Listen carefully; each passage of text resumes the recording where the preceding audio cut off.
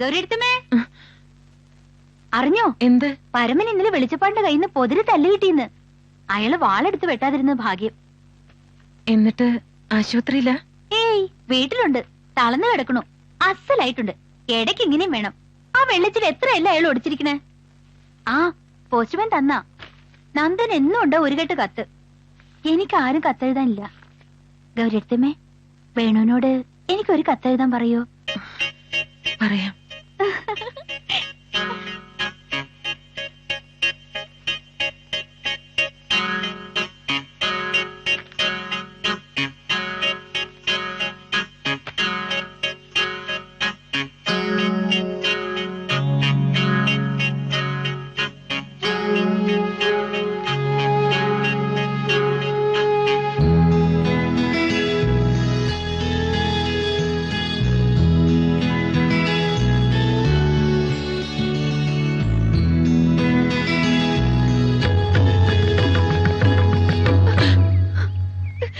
എന്തു വിട്ടിട്ടാ കുട്ടിയെ കാണിക്കണേ?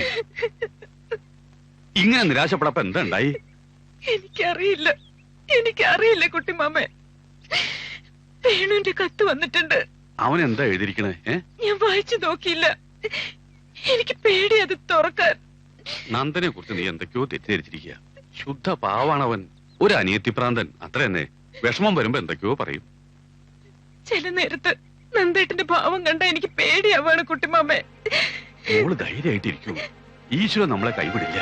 വെറുതെ അതും ഇതും ആലോചിച്ച് മനസ്സ് പുണ്ണാക്കാതെ സമാധാനായിട്ടിരിക്കും.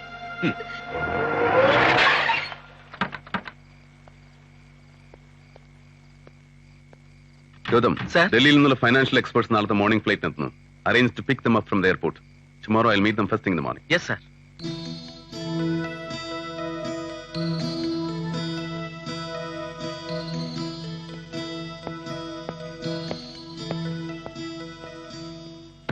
നന്ദേട്ടാ, വേണുവിന്റെ കത്തുണ്ട്. എന്താ വിശേഷം? ഞാൻ വായിച്ചില്ല. തുറക്കാൻ എനിക്ക് പേടിയാ.